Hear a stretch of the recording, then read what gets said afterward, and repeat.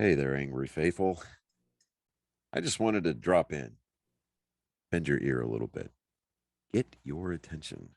So if you're not listening, drop what you're doing and pay attention to me because I'm here to inform you that not only can you get your daily, maybe if you're binging it, I'm not sure, that's entirely up to you, but you can multiply your doses of angry me fuckery by paying attention to all of the platforms upon which you can find either the dulcet tones of my voice and David's voice or my pretty face and David's not so pretty face. Anyways, digressing, we not only on we are on YouTube, we are on Spotify, we're on Rumble, we're on Google, Apple Podcast. We have a TikTok page. We're on Twitter, Instagram, and of course Facebook. So if you find yourself fuckery deprived, curl up with a nice hot mug of shut the fuck up and just listen. Open those ear holes and be prepared to be cream pied like it's the first time. Thanks for listening. Welcome, Angry Faithful. Today, what we're going to talk about is actually not a person, it's a group of people. It's called Murder Incorporated. It's basically a couple of gangsters that were murderers for hire. To well, let's get into it to explain a little bit more. Now, our Murder Incorporated or Murder Inc. was a organized crime group active from 1929 to 1941 that acted as an enforcement arm of the Italian American Mafia and the Jewish mob and other closely connected criminals organizations in New York City and elsewhere. The group composed of Jewish and Italian American gangsters, and members were mainly recruited from poor and working class Jews in Italian neighborhoods in Manhattan, primarily in Lower East Side and Brooklyn, mainly in the neighborhoods of Brownsville, East New York, and Ocean Hill. It was intentionally headed by Louis Lepke Bouchard. Good Lord. Stephen Hawking voice. Oh, dang it. No.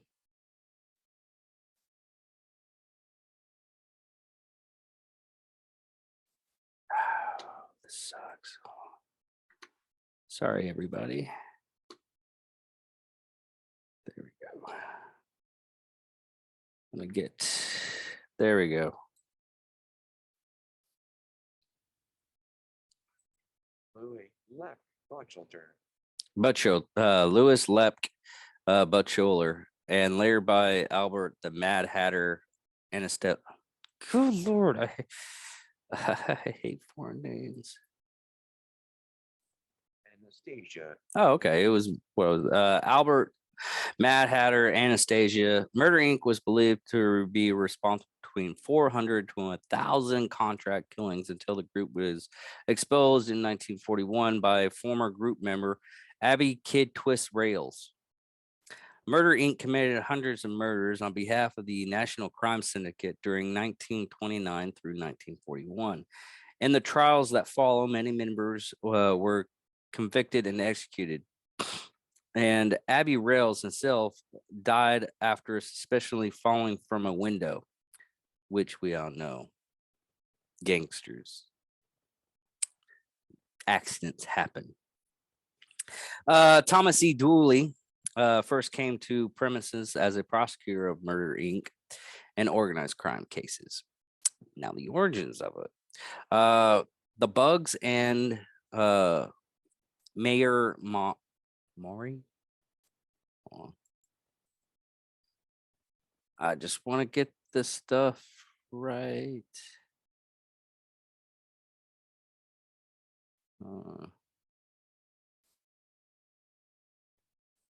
Meyer. Oh, okay.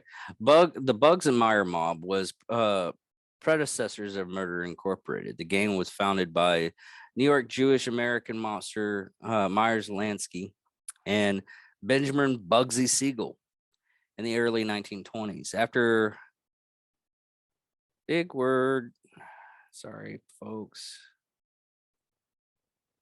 I don't want to get this wrong. Castel Maria's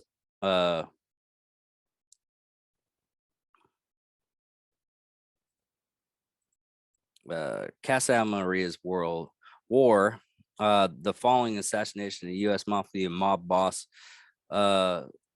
Salvatore Mendoza, and the so-called mess. must. I gotta make sure I get this right because it's like mustache Pete.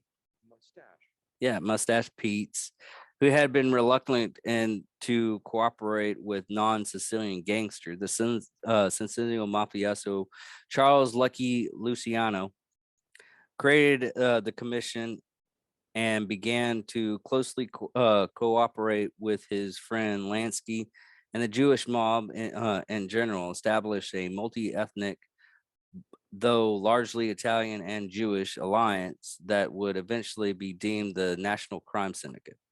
Soon after, Siegel and Lansky disbanded the Bugs and Meyer gang and helped form the Murder Incorporate. Members of the Murder Incorporate were Italian and Jewish gangsters, as we already said.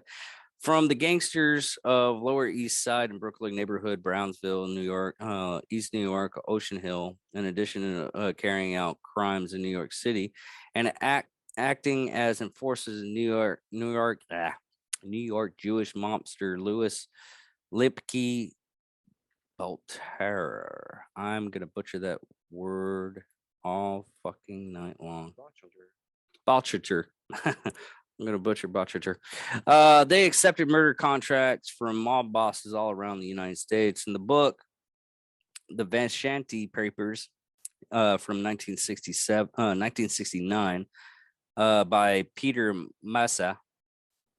As I said that right. Oh, Moss. Mafio turncoat Joey Valentini is described as insisting that Murder Inc. did not commit crimes for the Italian American mafia, but this is conducted by other sources. And the fact that Albert Anastasia was head of a Italian American mafia and crime family, based in part in Rosie Midnight Rose Gold's candy store at the corner of Sandrea and Lavina.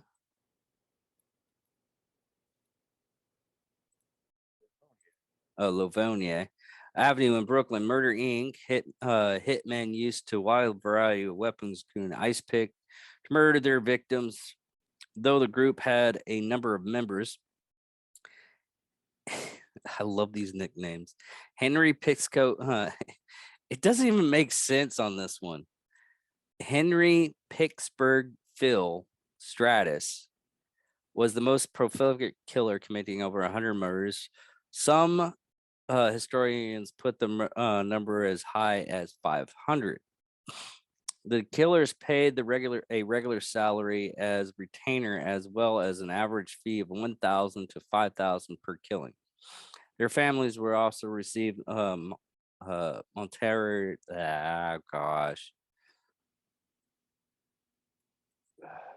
Monetary. Monetary benefits. If the killers were caught, the mobs would hire the best lawyers for their defense. Murder Inc. was established after the formation of the Commission of the National Crime Syndicate, to which it ultimately answered. It was largely headed by the mob boss, Louis Leakey Bouchard. I'm going to butcher that freaking word every time. Botchater.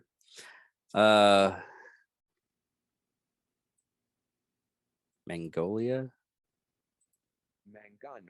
Mangano family underboss Albert Anastasia, but also had members from Butch Tanner. Oh, God, I'm gonna keep on butchering this name. By the time I finish, I'll probably get it right. Botchilders. Botchers, labor slugging gang, and partner with Tommy Three Fingered Brown Lynch Lucien Lucchese. Lucanze. I'm good at some Italian names and horrible at others, as well as from another group of enforcers from Brownsville, Brooklyn, New York, led by Martin Bugsy Goldstein and Abby Kid Twist. I I wish I could find out how they got these names. These names are so freaking corny. What's your name? Kid Twist. Abby Kid Twist Rails. Oh, okay. I mean, there's two Bugsies. How do you get confused with like Bugsy Siegel and Bugsy Goldstein? Which Bugsy did hit you? Goldstein. God, okay. Butch Tanner, in particular, and Joey Almenarez? Adonis occasionally gave the outfit its orders from a board of directors of the syndicate. Albert the Mad Hatter Anastasia was the trope's operating head, or Lord High Executioner, assisted by Lipkin's longtime associate Jacob Soprano. I think I said that one right. Oh, Shapiro. In 1932, Albert Wenger informed on the crime scene to the police. He fled to St. Paul, Minnesota, and adopted a disguise to evade possible prosecution. Two killers, George Young and Joseph Schaefer, found and shot him, but were later apprehended. Bugsy Siegel failed to get them released. In 1930, Butch Cheddar used Murder Inc. to murder witnesses and suspected informants when he was being investigated by crusading prosecutor Tom Dewey. In one case, on May 11th, 1937, four killers hacked loan shark George Rudnick to piece on the mere suspicion of he was an informant. Wow, they killed him just because they thought he was an informant. October 1st, 1937, they shot and seriously wound Buchanan's ex-associate, Max Rubin. Rubin had disobeyed Buchanan's orders to leave town and disappear in order to avoid being summoned as a witness against Buchanan. Three alleged victims of Murder Inc. in 1935 was Morris Kessler and brothers Louis and Joseph Amberg.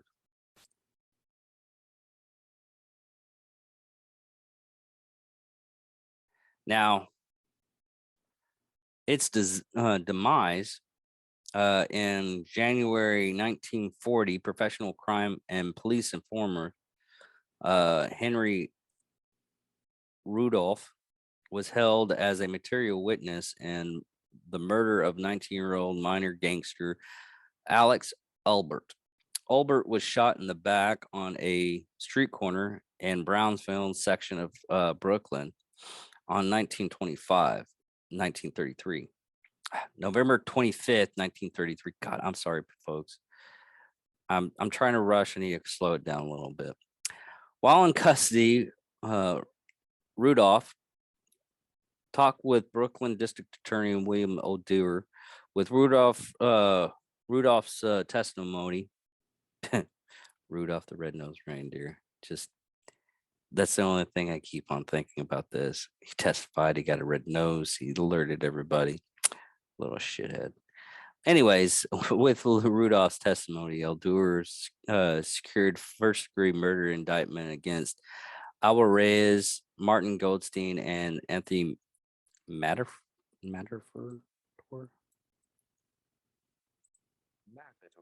Mafeter.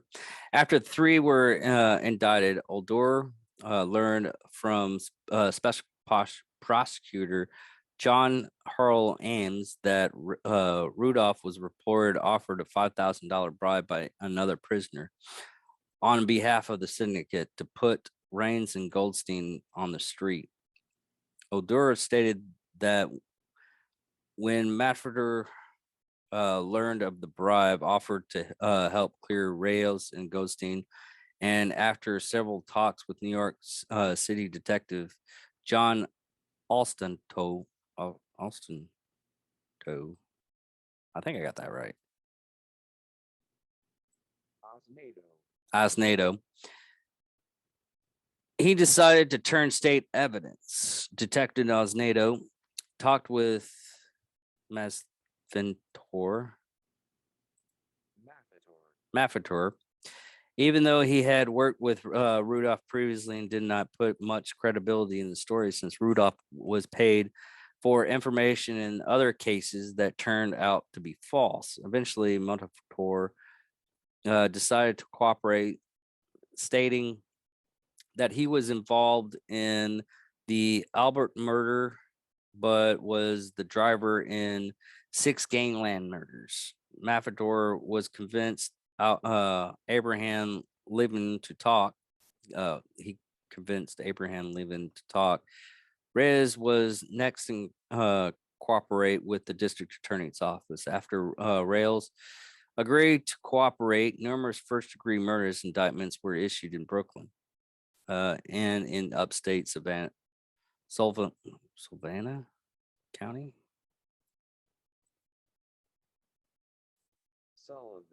Sullivan County. I guess it's called Catskills right now. Additional members of the combination then were added to the list of cooperating witnesses, including Albert Tannenbaum, Seymour Mango. I'm curious. Hold on, let me make sure. Magoon. And Solomon Bernstein.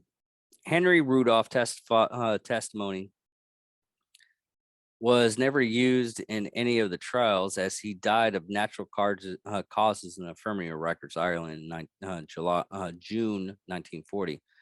Albert Reyes fell to his death from a room at the Half Moon Hotel in Coney Island on November 12, 1941. Even though he was under police guard, the official verdict was accidental death, but the angle of the trajectories suggested defensitation. That's a new word.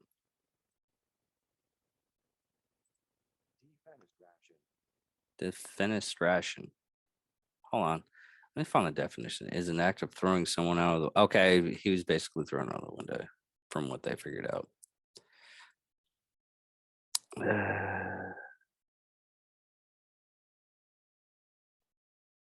I'm not going over the trials, but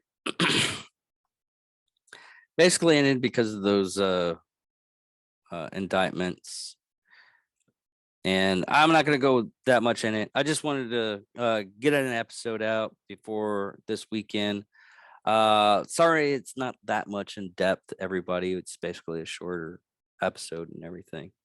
But I just wanted to go over a little bit of Murder Inc. I find it fascinating. I love the old gangsters in the 1930s. I love gangster movies, really. It's the whole reason. But this weekend, 4th of July weekend, I just wanted to put something out for everybody. Johnny's getting everything ready for his marriage on Wednesday, July 6th. I'll repost the stuff for if you want to register. So if you want to give Johnny a gift, you can get a Johnny gift. Also, I'm going up to South Dakota to pick up my daughter for the month.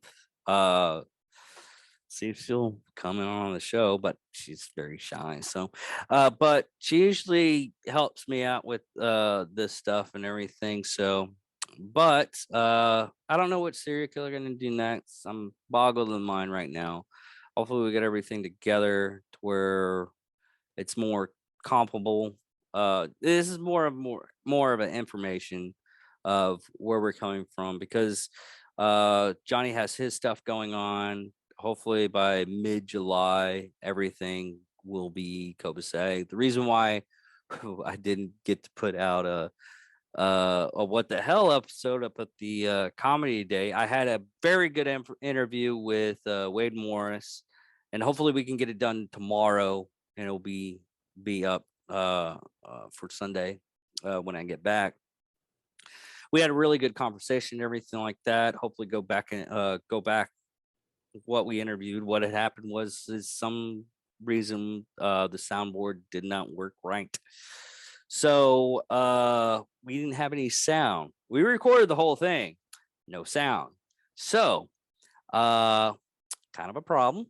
I'm deeply sorry about that. You know, these things happen. I'm gonna work around some stuff, but I'm getting him back on so we can actually, you know, go over the stuff. It was if you were there, it was funny and it was enjoyable. But hopefully we can get that done again. Again, thank you for your patience with all this stuff. We're going, I think more or less July time frame. We're gonna have some hectic hiccups. But we're going to work through those and hopefully you stay with us with those because we love our audience.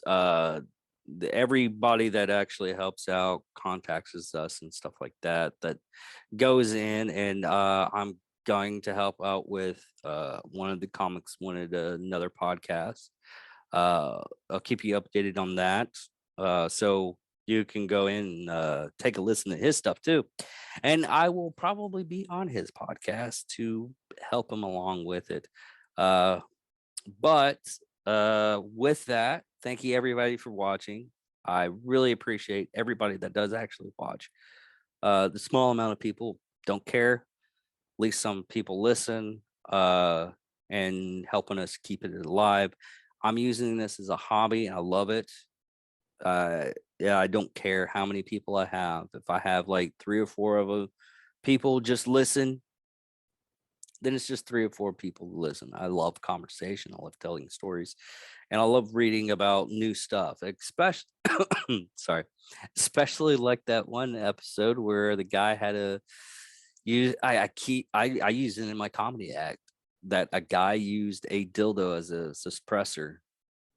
So on a 22. I still need to find out if that is actually works really good or not.